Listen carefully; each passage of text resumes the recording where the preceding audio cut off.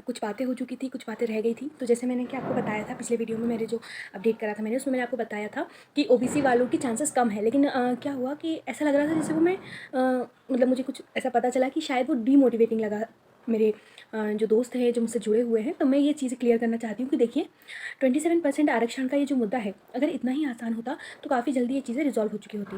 और माननीय supreme court का जो निर्णय है इस बात पर, उसके विरुद्ध में अगर कोई बात जा रही है या उसको हम उससे आगे बढ़ना चाह रहे हैं, तो ये एक लंबी प्रोसेस और लंबा मुद्दा है जो काफ़ी मुश्किल लग रहा है। लेकिन मुद्दा ये है कि डिमोटिवेशन वाली बात नहीं है। मैं आपको मोटिवेट इस चीज़ के लिए कर रही हूँ, आप ये देखें कि जो हमारा नेक्स्ट एग्ज़ाम्स होने वाले हैं, उसमें अगर हमें मेन लिस्ट में आना है तो हमारे लिए ये बहुत टफ़ है हमारे लिए, और हमें मेहनत करने की ज़रूरत है। अगर इन केस जैसे मेरा तो नहीं हुआ, अगर मैं सेकंड लिस्ट में आती हूँ तो मुझे और ज़्यादा मेहनत करनी पड़ेगी कि मैं मेन लिस्ट में आऊँ, क्योंकि सेकंड लिस्ट का जो है कुछ भी चीज़ें कंफर्म नहीं है, ठीक है। फर्स्ट लिस्ट का सब कुछ कंफर्म है।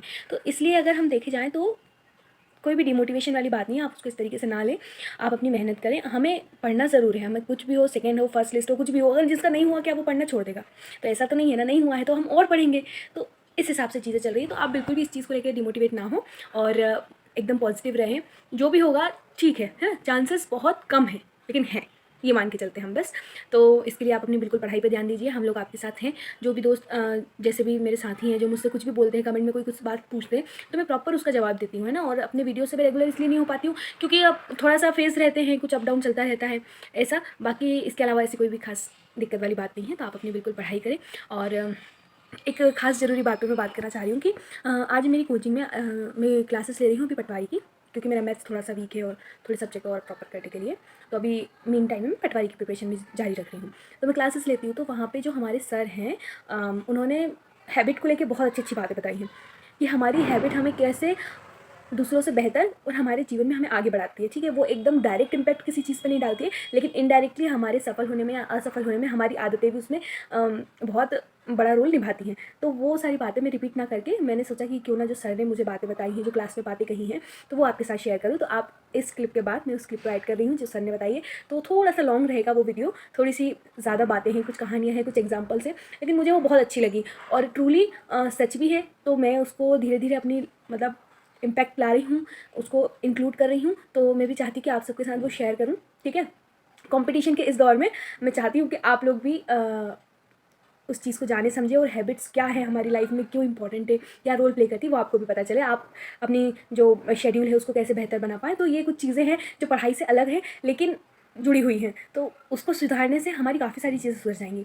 तो इस वीडियो के बाद मैं क्लिप ऐड कर रही हूँ, तो आप ज़रूर देखें उसको और बिल्कुल बताएं कि क्या सही है, कैसे क्या लगा आपको, ठीक है। और आपके जो भी सजेशंस रहते हैं मेरे वीडियो में, अगर मैंने कोई बात बोली है या जिस भी तरीके से कोई भी बात बोली है, जो भी आपके पॉजिटिव सजेशंस होते हैं, नेगेटिव कोई बात होती है उसमें, तो आप बिल्कुल मुझे पॉइंट आउट कर सकते हैं। इसके लिए मुझे कोई भी प्रॉब्लम नहीं होगी। इवन दो कि कोई यदि हमारे कोई फ्लॉ बताता है या हमारी कोई ऐसी बात बताता है जो ठीक नहीं होती है, तो हमें हमेशा उसको एक्सेप्ट करना चाहिए, देखना चाहिए कि कहाँ क्या गलत है, उसको सुधारने की कोशिश करना चाहिए।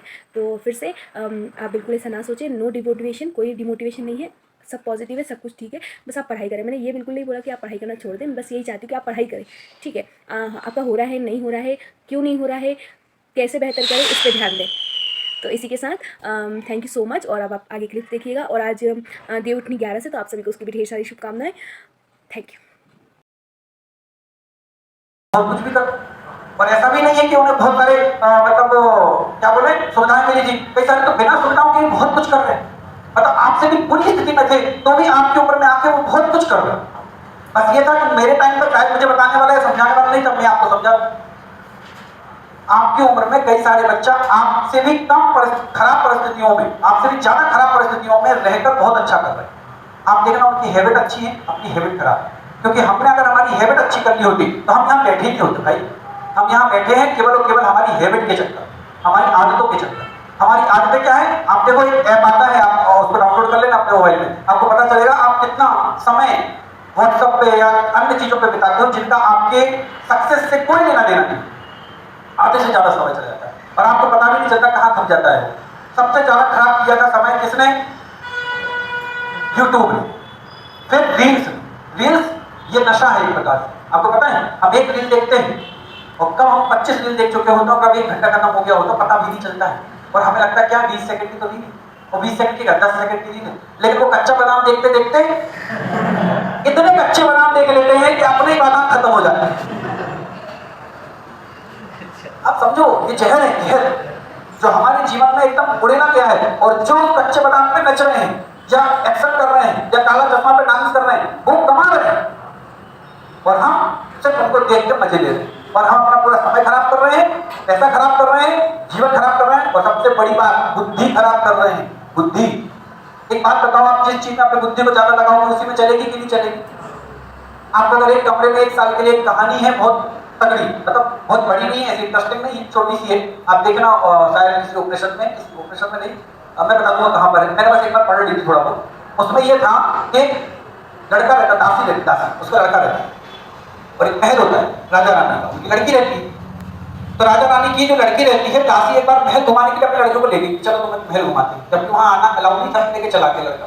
अब उस लड़के ने उस राजा रानी की लड़की को देख लिया, वो मोहित हो गया, अब कहता मैं शादी करूंगा किसी से। अब दासी भी कैसी, तो उस लड़की के लिए मां समान, क्योंकि दासियां ऐसी होती है कि मां कम पालती है, दासी ज्यादा पालती बच्चों को, तो वो उसके लिए भी मां समान, वो भी। तो उसने रानी से बोला, रानी मेरा लड़का बिगड़ गया, केवल एक ही बार गलती करी थी, लेके आएगी थी, वो उसने देख लिया आपकी लड़की, और अब वो शादी नहीं कर रहा, बोल रहा शादी करेगी किसी से करेगी।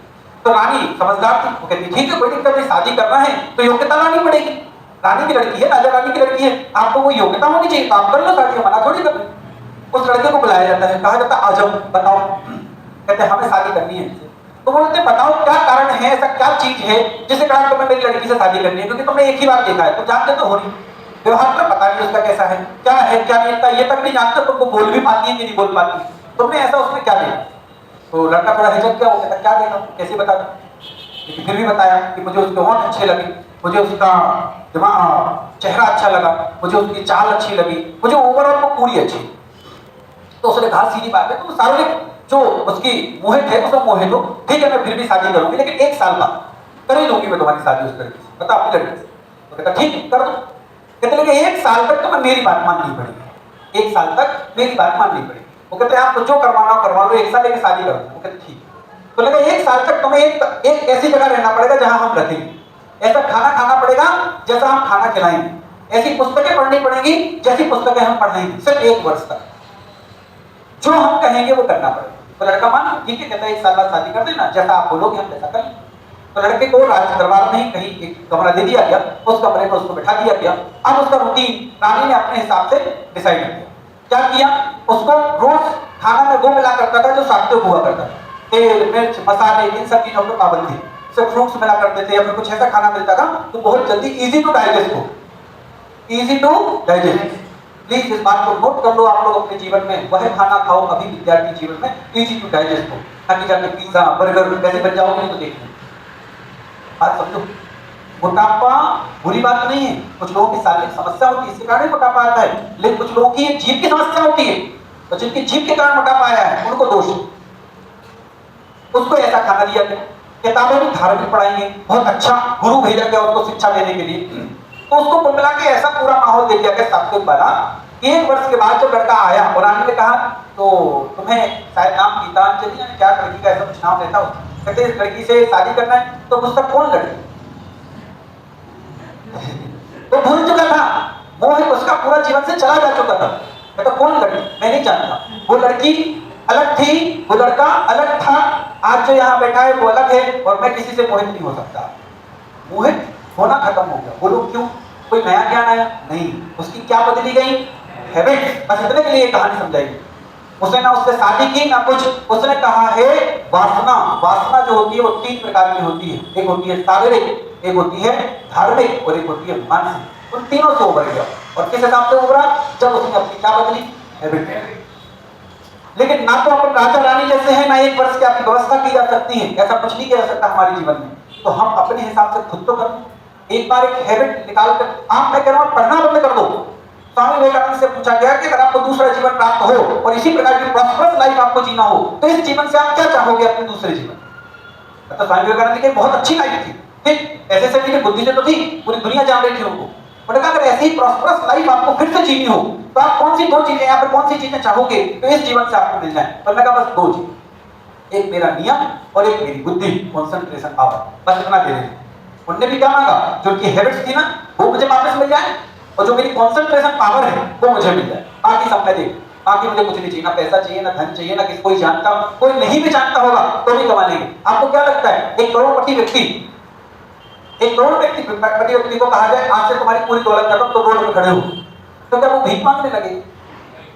एक अंदाज कर, एक करोड़पति व्यक्ति है, उसने अपना पूरा जीवन बिजनेस में लगा दिया और पूरी दम से एक करोड़पति बन गया। अब उससे एक दिन कहा गया तुम एक काम करो, सारा धन दौलत छोड़ के रोड पे खड़े हो जाओ, अब करो, तो क्या वो भीख मांगना शुरू कर देंगे? मुझे लगता है जहां तक पॉसिबिलिटी पूरी है वो वापस करोड़पति बन जाए, पता है वो फिर से करोड़पति बन जाए, और ऐसी 10 बार स्थिति आई तो 10 बार करोड़पति बन जाए। क्यों? क्योंकि उसको समझ गया कि करोड़पति बनते कैसे, उसको वो सारी हैबिट्स पता है क्या कर हमें करना कैसे। जैसे आपकी बात कर, एक बच्चा जब एग्जाम नहीं निकालता तो नहीं निकालता, लेकिन जब निकालना शुरू होता है ना तो देखना ज्यादातर एग्जाम्पल में वो मैक्सिमम जितने एग्जाम होते हैं ना उस टाइम पे सारे निकालना शुरू करते हैं, सारे निकलते हैं एक तरफ से, और स्टार्टिंग में पेज नहीं निकलता। क्यों? क्योंकि वो समझ गया है कि अगर एग्जाम किस हिसाब से निकलता है। ये सब पूरी की पूरी कहानी सिर्फ एक ही चीज पर खड़ी हुई है, वो है आपकी हैबिट। तो पढ़ना बंद कर दो, मत पढ़ो, पढ़ना ना हमारे पढ़ाने से कोई लेना देना, ना तुम्हारे पढ़ने से कोई मतलब नहीं। अब साल में 10 साल पढ़ लो कोई फर्क नहीं पड़ता। अब अपनी हैबिट जब तक चेंज नहीं करोगे, तब तक एक अच्छे रूटीन से नहीं गुजरोगे, तब तक जितनी फालतू की चीजें हमारे जीवन में चल रही तब तक उनको हटाओगे नहीं, तब तक आप सक्सेस हो ही नहीं सकते। पढ़ने से कभी कोई पास नहीं हुआ है, ना कोई सक्सेस हुआ है। आपकी हैबिट बहुत मायने रखती है। सुबह उठने से लेकर रात के सोने तक इस पूरे समय में आपने क्या किया ये बहुत मायने रखता है। वैसे आप लोग करोगे नहीं, लेकिन एक बहुत अच्छा तरीका होता है, वो बड़े बड़े थिंकर्स के द्वारा कहा गया